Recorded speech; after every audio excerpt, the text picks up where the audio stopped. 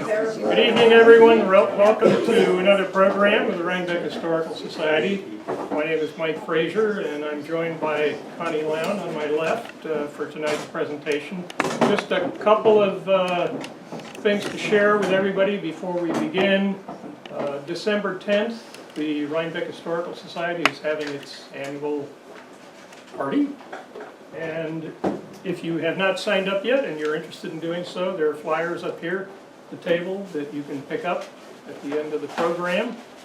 Second item is that David Byers, recent author of a book about Tracy Dow's and Fox Hollow, is having a book signing tomorrow afternoon at 2 o'clock at Oblong Books. I unfortunately can't make it myself, but I'm hoping a good number of you will be there. It's a great book, and David is an historian that we all stand in awe of, who did a great program for us a few months ago at the Morton Library. So let me first ask that if you could turn the lights off, please. Thanks. We've titled this talk The Astor Maps, and by maps we mean a collection of blueprints, plans, drawings, and yes, even some maps. And with regard to the name Astor, the maps describe properties that belong to the Astor family, but much of the collection was prepared by Herbert Pinkham and was found in his home. So we had considered calling this talk the Pinkham Maps, but we figured we might not have quite as many people as we have here tonight. Called it that. Pinkham lived in this magnificent house at 176 River Road, just a mile or so from here. And Kay Verrilli, who I think may still be trying to get here tonight, but Kay and her husband, Dr. George Verrilli, bought this house in 1964. It had been built by an early Rhinebeck physician, another Dr. George, in this case Dr. George Lorillard, around 1870. And this is the same Lorillard family that made its fortune in the tobacco business. If you've ever heard of Old Gold or Lucky Strikes, that's the family.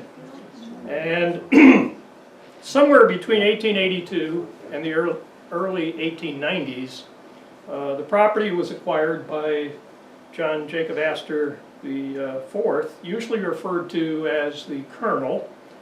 He designated that house that we saw as the residence and office for his newest employee, a young man, a civil engineer that he hired to supervise the Astor estate.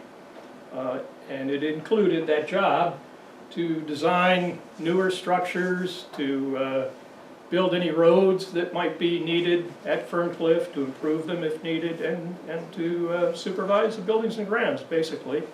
Kay Verrilli found many records from Pinkham inside this desk. Blueprints, plans, drawings, maps, all rolled together very tightly, many of them stuffed into the deep cubby holes of this desk. Many jammed into drawers down below. We had a very difficult time opening a couple of those drawers. Kay spent quite a lot of time transferring all those documents into more manageable and friendly containers and measured and described them in the process. She found many of them in poor, brittle condition. That desk is not only in the basement, but it was near the boiler room. And if you want to preserve documents, dramatic fluctuations in temperature and humidity is the worst enemy of documents. It's part of the reason that we keep these documents and others inside the archives room behind where John Vincent is sitting there, and we maintain the temperature and humidity in there with relatively small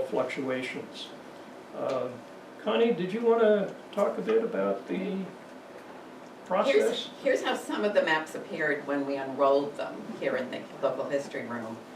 And a detail from the lower part of the second drawing, we can't really read it on this, but it tells you that it is a basement plan for Astor Courts prepared in 1902. After a couple of complete inventory, we found the collection consisted of 830 items. The majority of the items were quite large, often at least 3 feet in length.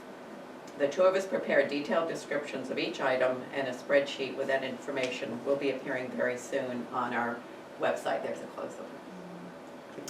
On our website. The first step was to remove the surface dirt, insect residue, and mold. And we found that a cotton glove, so we have a bag full of cotton gloves, with a light sprinkling of water, a touch of bleach if there was particularly mold involved, worked best and allowed us to remove the dirt without removing any of the pencil markings or ink markings that were on the drawings. We have blueprints, black and white plans. We were able to scan the undamaged maps, and those scans will also appear on the website. Many of the maps, however, were too damaged to scan without first being repaired. Sometimes there were simple cracks, but more often, worse than that, sticky tape, glue residue from earlier attempts at taping them together, and in some cases, as seen a moment ago, there were documents in 2 or more pieces. For these, the next step is to restore the documents as close as we could to their original integrity using rice paper, wheat paste, and enormous doses of patience. I did most of the repair work by myself after Mike showed me the process, and you just jumped into it and map after map. It was fun, it really was. I also had some assistance from a Vassar College intern, Lily Palea, and she's here tonight in the back of the room. She was our intern this summer. Here are the first of the 2 restored maps from the original ones we just showed you in pieces. Oh my. First, the basement plan for Astor Courts and its companion first floor plan. The second view is of the entire, the entire floor plan. It's so large it doesn't allow you to see any details, but you can see it is now one big map. You can see there's a shadow across here. This is where rice paper was used to glue the 2 halves of the map together. Unlike tape, the rice paper melts into the original document and it makes it stronger than it was originally. The disadvantage is that we occasionally get some puckering, so you see all the puckering here. This is on a fine tissue paper, and that was the hardest to work with. Fortunately, the area here that is destroyed was basically blank, so we didn't lose too much detail. So far, after many similar repairs, we've been able to scan 767 of the 837 maps in the collection. Mike? Before looking at the collection and talking about that, first a little bit of background about the Astor family. One of the first questions that we should ask is, why did they come to the Hudson Valley in the first place? They came first actually to Hyde Park in 1830 when John Jacob Astor, this is number 1 in that series, bought land for his daughter Dorothea in Hyde Park. She would marry into a family, marry somebody with the last name of Langdon, and that property subsequently became part of the Vanderbilt estate. And then we have the Astors in Red Hook. They've been there since 1836 at Rokeby. And that happened when John Jacob Astor's son, William Backhouse Astor Sr., here on the left, marries the daughter of General John Armstrong and Alida Livingston. I think I've got her first name pronounced. Wint Aldrich and I have gone back and forth on how that's supposed. He says, no, it's Alida, Mike. So Alida Livingston, Rebecca. Rebecca's the daughter. Between Hyde Park and Red Hook, Rhinebeck doesn't get into the Astor world until after the Civil War. And in 1870, depending on the source, I've read several different sources on this. One says 1864, I believe, another 1874, but somewhere, one of those dates is likely correct. But William Backhouse Astor Jr., son of the one we just saw, builds his estate there, just south of his parents at Rokeby, and he names the place Ferncliff.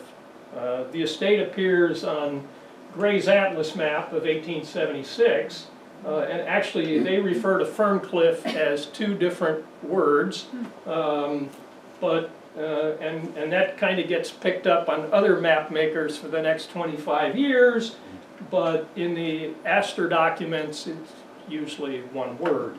But the point is that the property is there, the Ferncliff has arrived. However, the house that I just showed you at the beginning, currently Kay Verrilli's home, that had belonged to Dr. Lorillard, you can see is not part of Ferncliff at this point. So, on, yeah.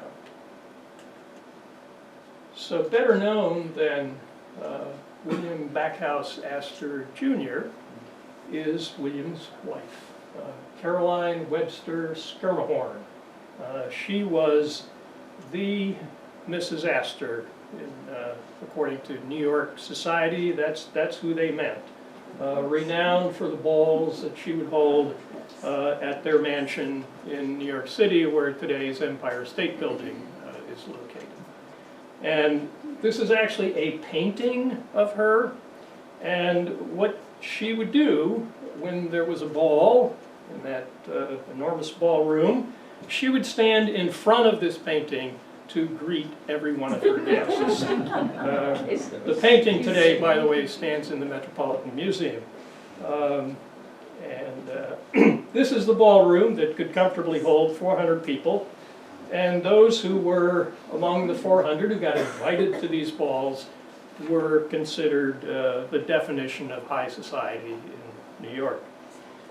Caroline's husband, however, was not as enamored of these events. He would come, but he'd leave right away and let the things go on. And it was he, rather than his wife, who chose to spend time escaping to Rhinebeck and visiting Ferncliff.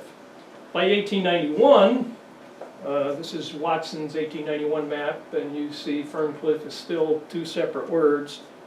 Later in William Backhouse Astor Jr.'s tenure, the Astor realm in Rhinebeck has expanded a bit.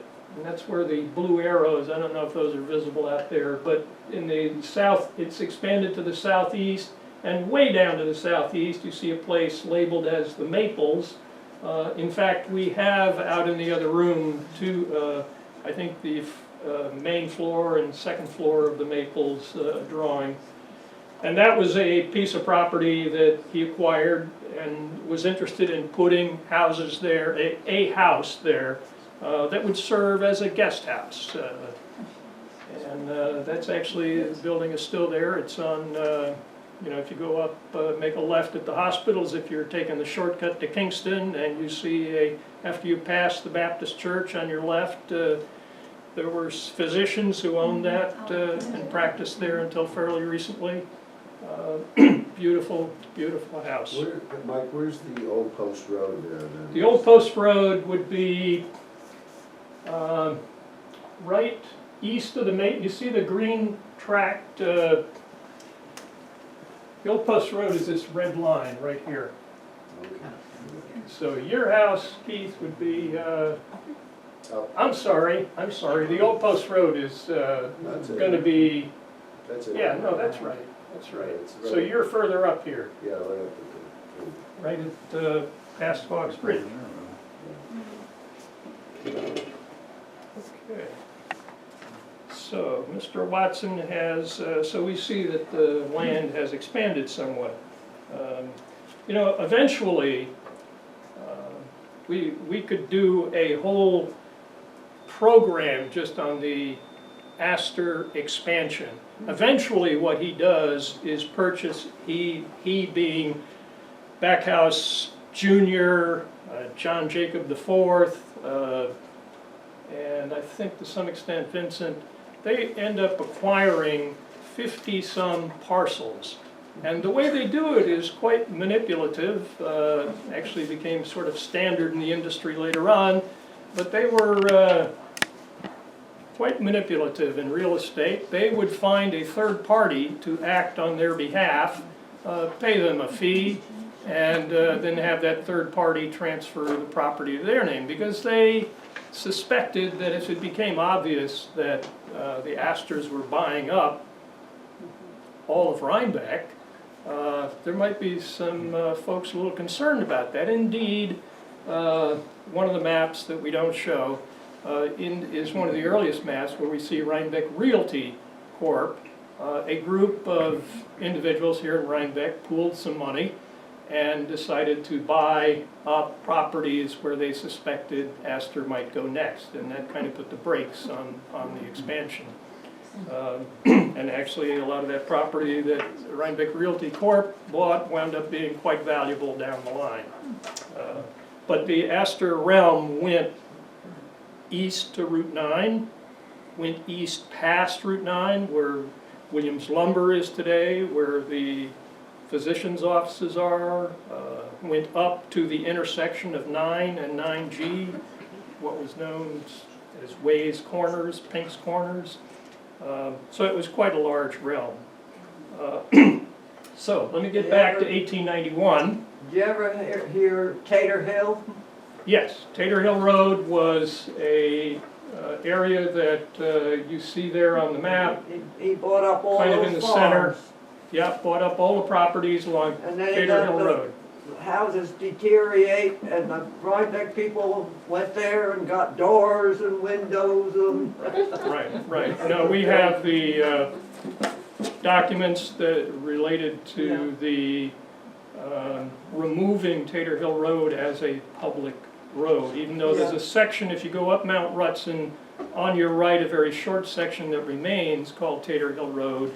But that is now, ever since Astor bought those properties, it became private property, and actually the town in their wisdom has put up a sign saying private drive, and it's named after, it's got some other name on it. Chamber which is- Lane. And Chamber Lane. You know, I mean, that was Tater Hill Road. It went all the way over to River Road initially. Thank you for bringing that up. So the following year, 1892, William Backhouse Astor is dead. The estate is now in the hands of a very young John Jacob Astor IV, the one who is a local note here. The title Colonel was one given to him by his Rhinebeck neighbor, Levi Parsons Morton. And it wasn't done frivolously. Levi Morton was governor of New York in 1895. It was his first year as governor. And if you look in the up in the state archives where all his papers are located, on page 2 is his first list of appointments. There are many, many appointments that the governor had to make at that time, still does. And one of his very first appointments as his military aide was of John Jacob Astor IV. And from that point forward, he was always referred to himself as the Colonel.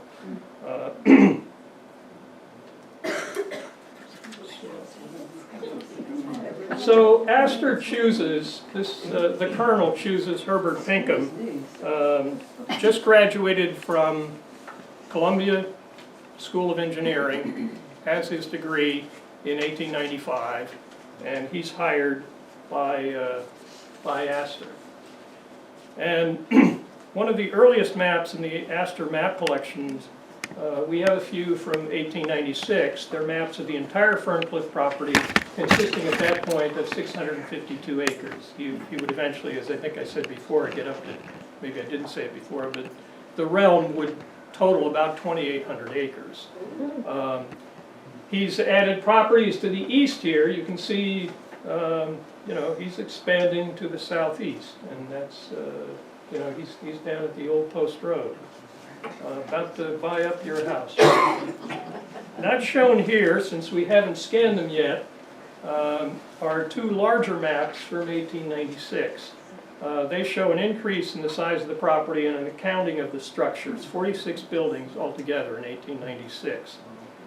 There were actually more structures, some of them smaller, but the 46 were the ones that he identified as wanting to have insured.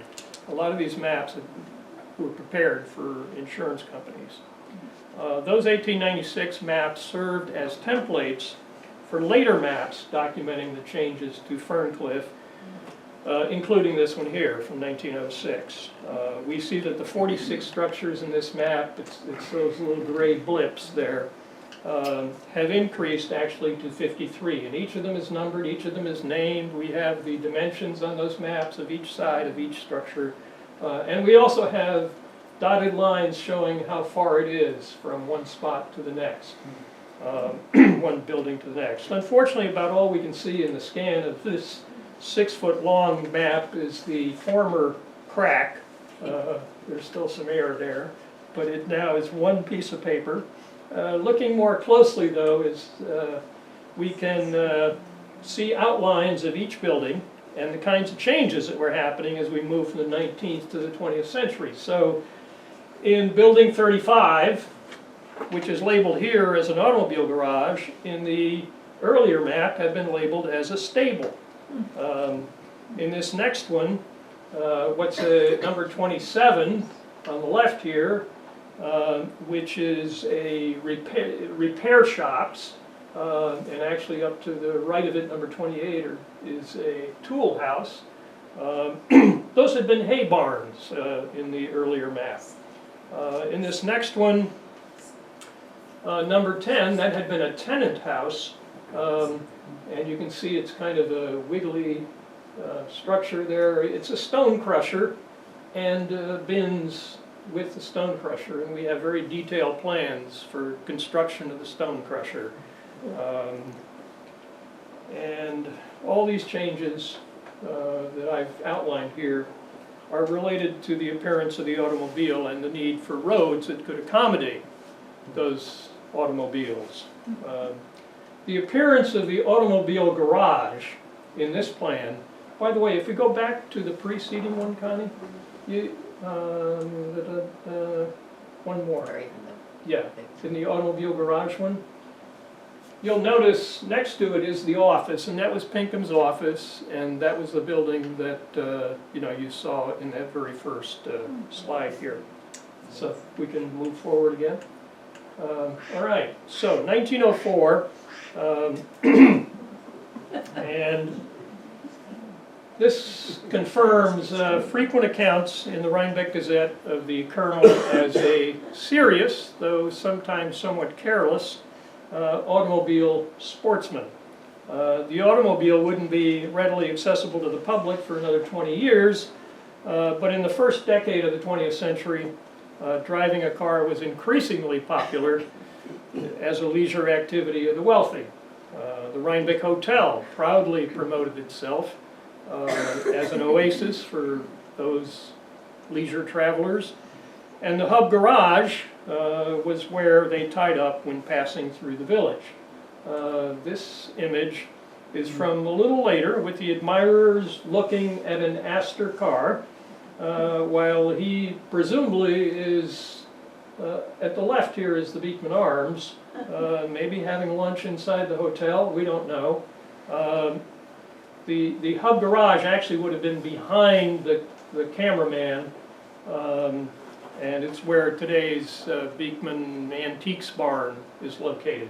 The building on the right there with the big circle, that's actually a sign, but it doesn't come out in this photo. That's the town hall, and that small streak of gray is Route 9, and that's across the street where the, let's see, it's not the Redwood Telephone Company, what's the... it was Astor Antiques. I'm several generations behind here. Yeah, right. Those... That garage you're referring to, does that still exist? No, I mean, it lasted into 1940s, Nancy? The hub garage? Maybe No, even- not the hub garage, Yeah. on the grounds of the Astor property. Oh, the automobile garage building is still there. Yeah. If you look at 176 River Road, from River Road, you'll see a building on the right, and it is a little changed. When Winnicky had their barn tour last year or 2 years ago, they borrowed that map back from Cavarelli that had been hers, because that was one of the sites on the Winnicky barn tour, because of the history of that building. And it's ironic that They got tore down. Kay's husband was I guess still is, an automobile aficionado, probably a la John Jacob Astor IV. Okay, Where you So- park. pardon me? I said it's where you park. Hub garage was where it's Yes. parking now. Yes. If you ran a hotel in the early 20th century, you had to have a garage associated with the hotel, Right. because people came a distance and they had a lot of problems with their cars, and they wanted to be sure they didn't have a tire blow or an engine blowout,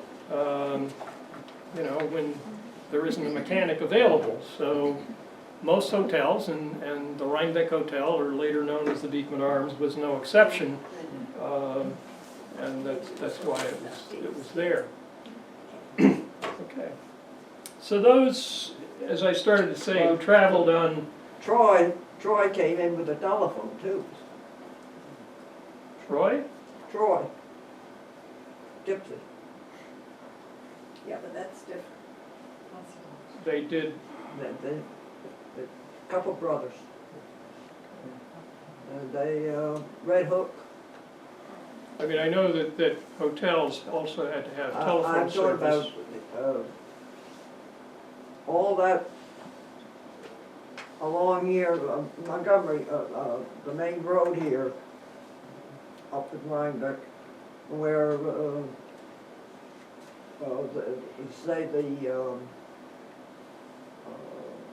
what's the name of the place where we get Calico is and all along there. That was all Troy, and that was telephone company. Oh, it's a Red Hook And telephone. that's where the telephone operators, Sure. the women, was there.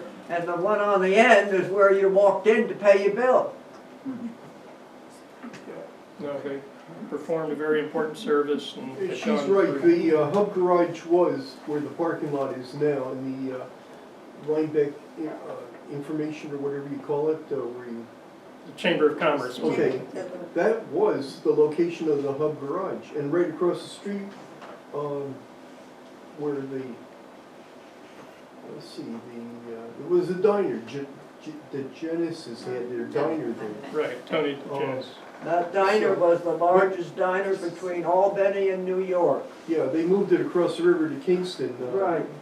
But it It was, kind of looked like the one that's in Red Hook still, by the Stewarts. yeah, but but that was a big one. that It had a parking- big dining room. Yeah, that parking lot where the telephone company has their switchboard, that was a big hole, that was all filled in. And the parking area of part of the CVS was a big hole there. And so much material was dumped in there that, I don't know, a number of years ago, the whole thing collapsed when we had a hurricane. Wow. I wasn't aware of that, but appreciate knowing that. So in any event, folks who traveled by car expected to have good roads. And for this purpose, a steamroller to spread out crushed rock was needed. And the village of Rhinebeck acquired this steamroller in 1905 at the urging of the gentleman on the right, Charles Staley, who at the time was highway superintendent. And the colonel wound up hiring Charles himself, since he too had roads who needed some work, and hired him to supervise road construction at Ferncliff. And it proved, that steamroller was quite convenient. And Charles later found himself in hot water for using village-owned property and working on village time on private property, but eventually was exonerated, and the beauty of the several miles of roads at Ferncliff, and it's this whole spider pattern, for example, yeah, the mansion is up there, the road coming into the mansion, yeah, there's the mansion. And then further down is Astor Courts, and down to the river where the boathouse would have been, and then just off the map is the powerhouse. But there were, I'm only showing you a small portion of this map, but the roads went up into where the Methodist ministers retreat. There was an entire village up there that was intended for retired ministers from the church. But roads were quite important to the owner of the Astor property. Astor even opened them up to the public on occasion, mainly for bike use, but since he and his wife were both enthusiastic bikers when they were not riding around in an automobile. There is a story that appears in the New York Times of Astor's decision to close access to the property because one day he and his wife were on their bikes and these fellows, young fellows from Rhinebeck, knocked them off the road. And so he announces the following day that henceforward there shall be no access to the property from anyone other than people working for me or myself. The Ferncliff roads required bridges since the property is not flat, and Pinkham proposed this bridge design in late 1899. By early spring of 1900, there's a final sketch. It was built soon after and remains in place today. This photo, appearing in an album of Rhinebeck photos taken within a year of the bridge's construction, is a testament to the instant popularity of the bridges and roads on the Astor estate. This is the same bridge in a postcard view. The plan for construction of these walls for these bridges, and actually for other stone walls on the property, required that every stone be marked and kept track of as it traveled by train from the quarry to the job site. And actually what this one says at the bottom is that the marked car 3 number, Baltimore and Ohio Railroad car number 106565, shipped from Parker, Georgia, I believe that is. It looks like the A just has been erased. August 19, 1913, and arrived Rhinebeck August 25, 1913. It wasn't just on his own property at Ferncliff, though, where the Colonel commissioned the bridge. In 1911, when New York was working on Route 9, Astor contributed the design and construction of a steel bridge crossing the Landsman's Kill. And the bridge remains there today, and the plaque memorializing his role and that of Pinkham, by the way. Pinkham's down there, H. Pinkham, CE, engineer. That plaque has disappeared. Fortunately, we still have the template used to design the plaque.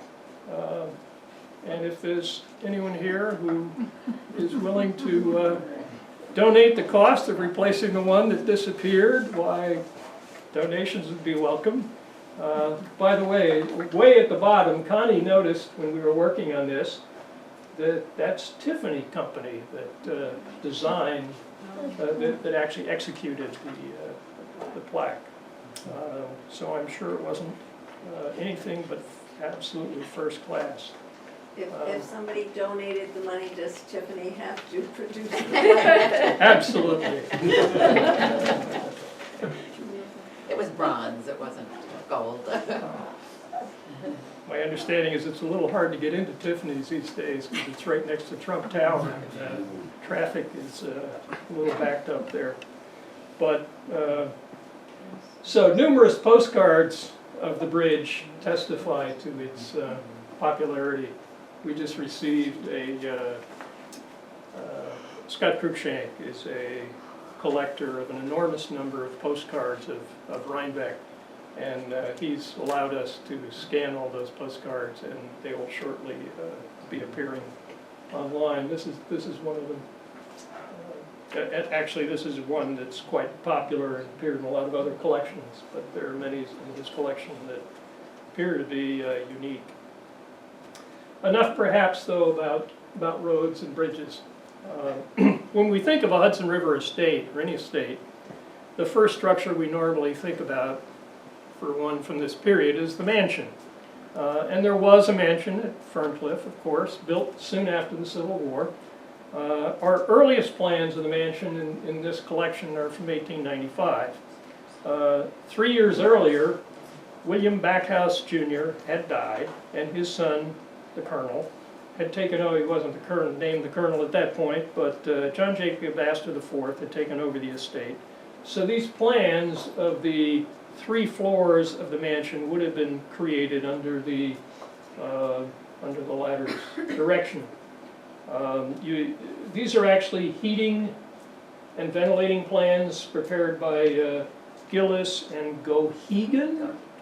I don't know, maybe somebody in the room has a more accurate pronunciation of that second name, but they're beautiful plans. And in 1898 then, we see plans for alterations. And these are prepared, we can tell by the stamp down here in the lower left, by McKim, Mead, and White. These are the earliest evidence of their involvement, at least in this collection, at the Astor estate. On the first floor plans, if you can go back one more. What you see here, and it's different from, this was more than just an alteration in the first floor. They've added these steps, and often serve as the setting for individuals who were visiting Astor and wanted to be photographed. We have a good number of photographs elsewhere in the collection of folks on those steps. Further alterations, well, let's take a look at this. Yeah, okay. There are further alterations in the mansion, and these plans dating from 1899, initialed by Pinkham. We think actually that their tracings are consistent with the exterior image of the mansion that's often reproduced in local postcards of that era. And this, yeah. Yeah, that's what it looked like from the outside, and that's another from Scott's collection. The mansion goes through numerous additional changes over the next 50 years, many of them internal modifications. In its later years, though, it lost its attractiveness and eventually faced demolition, reportedly at the insistence of Vincent Astor's second wife, Mary Benedict Cushing, who wanted to erase any reminder of her predecessor. So you just have the house torn down. The site of the original mansion remained vacant until 1948, when a bit closer to the river, a much more modest structure was built. It's called a pavilion in the plans by the architectural firm Ferrens and Taylor. And actually we have another plan by the same architect and same date that's out there if anyone wants to look at that. But the name Pavilion came from that structure at the in Versailles, at the gardens of Versailles. They were just, I think the architectural, I don't know if it's a proper architectural term, they're called follies. they're just kind of, not exactly a joke, but you know, they're not a big deal to build, and they're not intended as homes. Locally, it has generally been referred to as the Astor Tea House rather than the Pavillion. I guess the idea was you would go out there and, you know, have tea. Today, after additional modifications, it serves as a residence. Vincent was somebody who had never preferred living in the mansion, and the tea house was really not something for him. It was for his second wife, Mary Benedict Cushing. The building that actually served as his residence, and actually was where she lived when Vincent was in Rhinebeck, was the building that's referred to in the earliest maps as the tennis house, and in later maps as Astor Courts or the casino. This was also where Vincent's father, the colonel, preferred to spend his time when he was on the estate. Tennis was very popular as a leisure activity among the river families. You know, if you needed to have a tennis court. And his second wife, this was John Jacob Astor IV's second wife, Madeline Talmadge Force, whom he married when she was 18 years old, just before he went down on the Titanic. But she was known as a star tennis player prior to their marriage in 1909. The next image is of Stanford White, and he's of the firm McKim, Mead and White, the same firm that had been hired in 1898 to make alterations in the mansion. He was hired in 1902 by the colonel to draw plans for Astor Courts. White had just completed the Triumphal Arch in Washington Square in New York City, and he'd either completed or would soon be engaged to design homes for the wealthy in Newport, Greenwich, New York City, elsewhere. He spent a lot of time socializing with the elite society in the Northeast. He wasn't quite up to that level of finance, but it was a good way to get hired to do jobs. And he also, to his credit, understood how a house should perform. Partly, remember, these were houses for the wealthy, and he knew that those houses had to be partly like a first-class hotel, partly like a theater lobby, and if you could stick in a few historical references, so much the better. So Astor Courts was designed to remind us, we're back in Versailles, of the Grand Trianon, structure that, despite its impressive scale and elegance at Versailles, was really subordinate to the castle for King Louis XIV and Marie Antoinette. It was just a spot for the king to get away for an occasional dalliance. Here are the north elevation and a cross-section of Astor Courts here in Rhinebeck. The images that we showed you at the beginning of the talk are from this portion of the collection. Here's the overall floor plan. See the tennis court in the middle there taking up an enormous amount of room. It's glassed over. The swimming pool over there on the left, and the entrance foyer columns there. And the building was a pleasure to the eye in every small detail, and views of the building either close up or from a distance are even more of a delight today. It's a fairly recent picture. It was also a venue that made, remember, it was called the tennis house.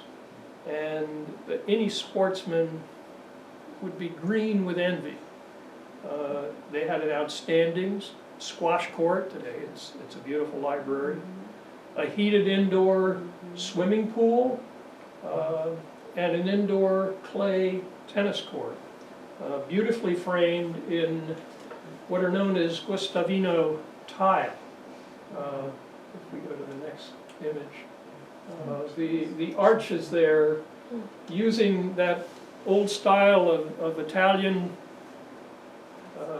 way of framing a vault, are actually stronger as a result of these kinds of small white tiles that are pasted on with a kind of cement that Guastavino perfected, and they're really gorgeous. McKim, Mead and White would also design a powerhouse and a boathouse, both on the river just below Astor Courts, and both considered then and today an important part of the property at Astor Courts. As background, we should mention that the Colonel had more than just a passing interest in science and mechanics. He'd invented a bicycle brake. He tried to patent an idea for taking moisture from the ground and turning it into rain at your command.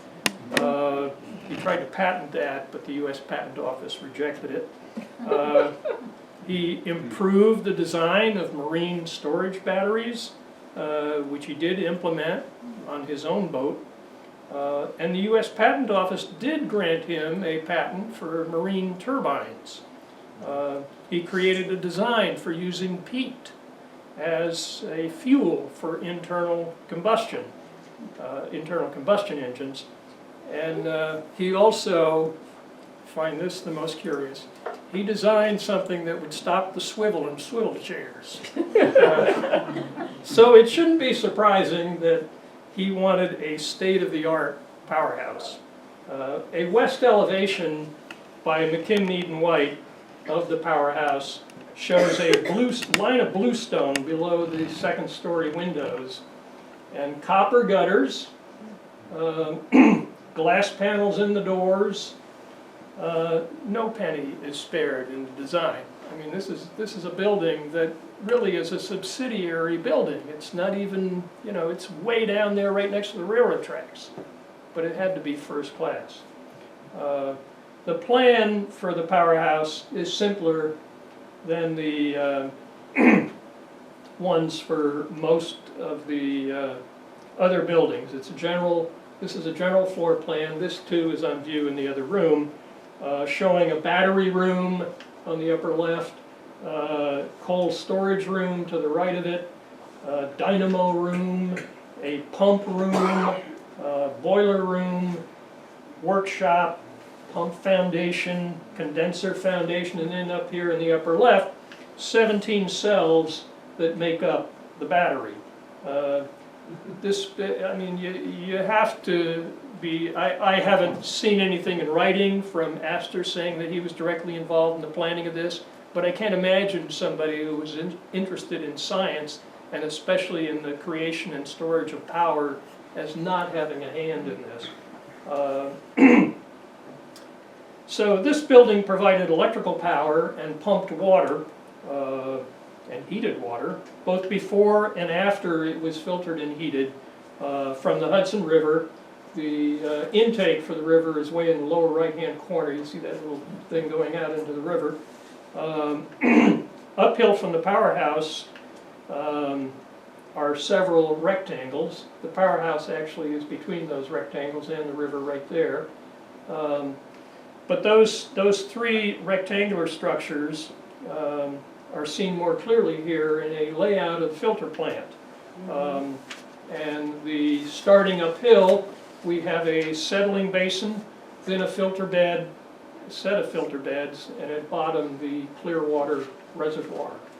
It was a sophisticated system, and not easy to maintain, I'm sure, and which is why you have people like Herbert Pinkham around. There's also a boathouse that we saw a moment ago, and it's seen in this photo from the turn of the century, the same person who had the album photo of the bridge. And here's a close-up of that same boathouse. It was the most visible part of the Astor estate for anyone passing by on a boat or on the train. So it really had to be first class. Boating was important to all three generations of Astors who owned Ferncliff. Its initial owner, William Backhouse Astor Jr., was known as a playboy. He became a devoted yachtsman, and according to John Gates, one of the biographers of the Astor family, either because he loved the sea or more likely because the goings-on aboard a yacht are not easily scrutinized or interrupted. This is John Gates speaking. He replaced his earliest yacht, called the Ambassadress, with one that was 240 feet long, and he named it Nourmahal. I was wondering how he got that name. What it means is light of the harem. And I don't think I want to go through what the poem, but Nourmahal was the Persian princess in that poem. But let us go on. Even more than his grandfather, Vincent had a love affair with boats. When he graduated from St. George's, he told his father that for college he wanted to go to Annapolis. Dad said, "No way. You need to go to Harvard like all other proper young men. We know you like the sea and you like boating, but you know, you need to put some clamps on that." So in 1926, after his father had passed away, Vincent could make his own decisions with regard to boating. He had invested, very wise investment, $200,000 in the initial production of Ben-Hur, and doubled that investment, and added $500,000 to that, and ordered a replacement for the original Nourmahal. He ordered it from Krupp Iron Works in Kiel, Germany, and it consisted of 11 staterooms, 264 feet long, longer than his grandfather's boat. It would travel, if it traveled at a moderate speed of 8 knots, it could go 20,000 miles without refueling. It required a crew of 42. And the annual maintenance cost, this is early 1930s, he kind of had an average on that. He had a conversation with FDR, and he tells FDR that it cost me about $125,000 a year just to maintain this.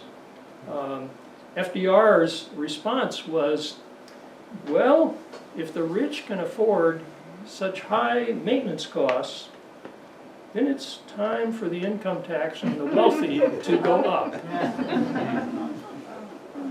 On February 11th, 1933, a man by the name of Giuseppe Zangara tried to assassinate FDR while the president was in Miami. And the gunman did not succeed. He did kill a person sitting nearby, Aunt Cermak, who was the mayor of Chicago. But Astor's friendship with FDR was a very close one. One way to know that is that this is right after that assassination attempt. FDR is being welcomed aboard the Nourmahal by Vincent Astor, and he would spend 10 days with Vincent aboard that boat. Thereafter, he joined Vincent on the yacht at least once a year. By 1938, in fact, the relationship was such that I think it's in Persico's book about FDR's secret war. FDR trusted Vincent enough to ask him to use the Nourmahal for a secret mission to Japan and to gather intelligence about the Marshall Islands out in the Pacific. Our earliest plan, I got on this from the boathouse, our earliest plan of this boathouse dates in 1902. Pinkham had prepared a basic plan, and at that time it was already in existence. And he prepared this plan in connection with work that was to be done on the powerhouse. And if they were going to work on the powerhouse, they needed to know how it might affect the boathouse. And it looks impressive from the outside, the boathouse does, but the basic plan is simple, at least compared to most other structures at Ferncliff. And although the upper structure of Astor's Ferncliff boathouse has long ago disappeared, the outline of the foundation is apparent today to anyone who's looking from the railroad tracks. That earlier photo that I showed of the powerhouse, actually you could look across the remains of the boathouse and you can go out onto the river. There is still the area that had been the dock. The land is still there, but the remains of some of the timbers are still visible. One of the most curious items in the collection is titled Floating Aeroplane Hangar. And we were really puzzled by this. I know it's very, very hard to see the details on this. Yeah, that's an elevation. Down below is basically a floor plan, if you call it that, with an airplane hangar. It's floating. But it's undated, it's unsigned, and to our knowledge was never built. We're not sure about that, but we learned that after he joined the Naval Reserve in anticipation that the country might get into World War I, remember at that time FDR was Assistant Secretary of the Navy, and he was the one who had an influence on Vincent doing that. Vincent was appointed head of a Naval Militia Air Battalion. Well, if you're going to do that, it might be a good idea to learn how to fly. So Vincent buys his own hydroplane, with which he practiced takeoffs and landings on the Hudson River. And much later in life, after World War II, he bought a Grumman Goose amphibious plane that he used to commute between Rhinebeck and his office in New York City. He didn't keep it very long, however, because he had to have it cleaned after every landing. And at that point in his life, even though he was wealthier than ever, we know from interviews after he had died with his accountant, Bates, that he had started penny pinching. And whether this plan for an airplane hangar was ever implemented here at Ferncliff, I don't know. But it's a mystery that somebody may someday have an answer to. Ferncliff is well known as an estate where the wealthy lived and entertained, both themselves and their friends and neighbors. What's less well known is that it was primarily a farm. That's how both the Colonel and Vincent viewed their property. And when Vincent took Brooke, his fourth wife-to-be, Brooke Russell, third wife-to-be, yeah, on her first tour of Ferncliff, Brooke recalls how proud he was of his farm's accomplishment. The whole section, there's a very long account in Sarah Teachin's book about Brooke's recollections of her first visit, and that's where I'm getting this from. every egg served at the St. Regis Hotel, which Vincent owned at that time in New York City, came from Ferncliff, from the chicken barns, and was delivered to the kitchen there within 24 hours of its production.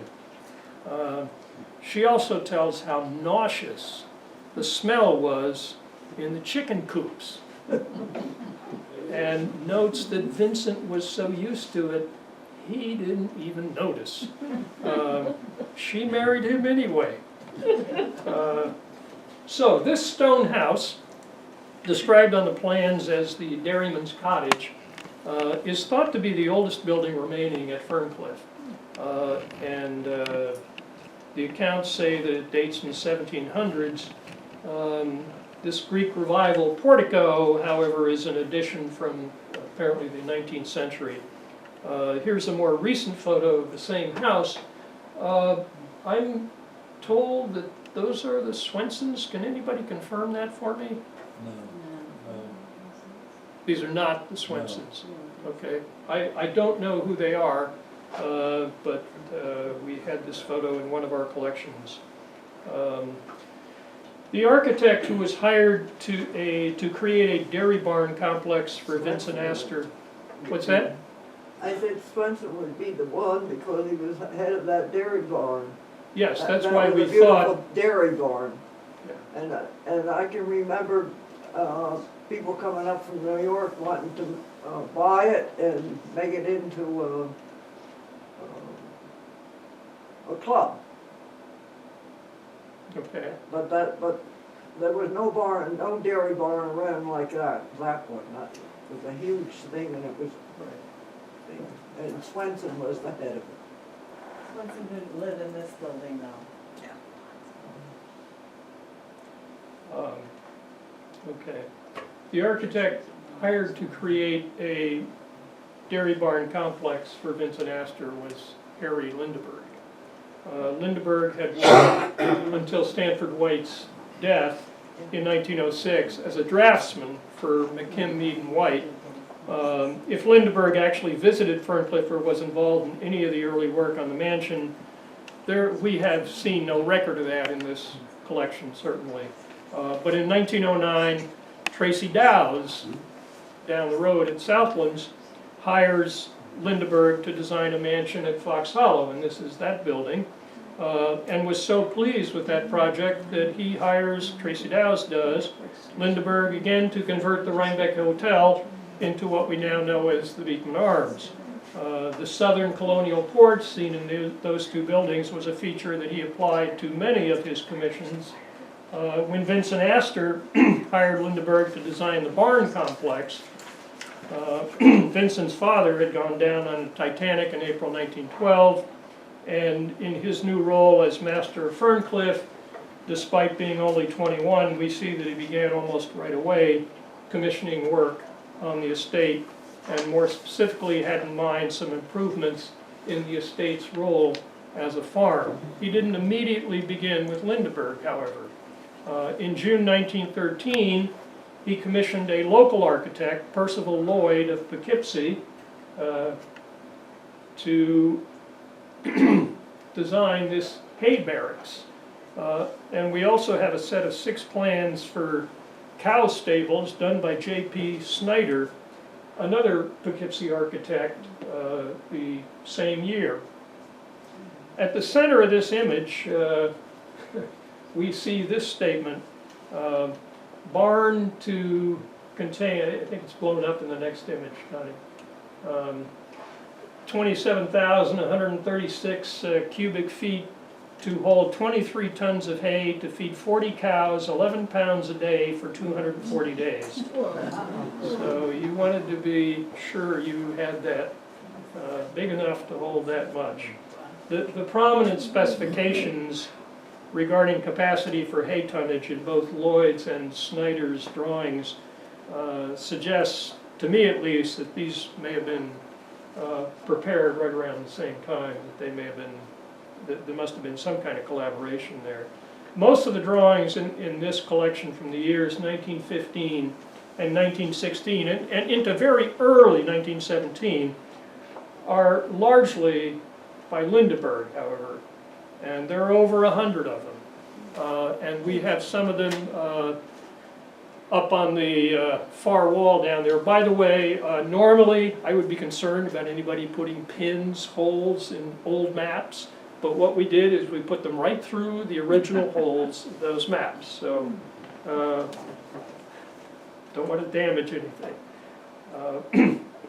So this is one example from a plan showing fresh air and vent flues at the first floor level of the calf barn, cow barn, and bullpen, and this is a close-up of the upper right-hand corner of the showing the cow barn ventilation requirements. The stone barns are well-known, and they appear in numerous postcards, but lesser structures received equal attention to detail from Lindeberg, and no penny spared in their construction. Examples include the ice house. There's a manure shed. Hey, first-class manure shed. All the wood is cypress and the flashing copper. And one of the silos. Lindeberg's name disappears from this collection in 1917, replaced by Charles Platt. Lindeberg had gone off to help fight World War I, and Vincent himself had already joined the Naval Reserves in 1915, and he encouraged his employees to do the same, and many did. At Ferncliff, Charles Platt picked up the pieces from Lindeberg, and the elegant barn complex, all the grunt work had been done by Lindeberg. There were changes in the Platt drawings, but it was Platt who supervised the actual construction of those beautiful barns, and it's, you know, recently a lot of work has been done on those by Alan Newman, and they remain really quite beautiful. So many of the maps in this collection are themselves, at least in my opinion, a work of art. They reflect enormous amount of attention to detail and imagination as well. The roads and buildings that are the real-life production of those plans were intended to be a thing of beauty when they were created, and many of them remain a joy to the eye and to the spirit today. Rhinebeck is very fortunate to have had the Astors for as long as we had them here, and with this collection, that legacy is able to survive even longer. So I think we have to say goodbye. And there are a bunch of people who have been instrumental in, without whom we wouldn't have done all this work. I'm not going to go into what each of those individuals contributed, but thank you, everybody. And I'd be glad to answer any questions.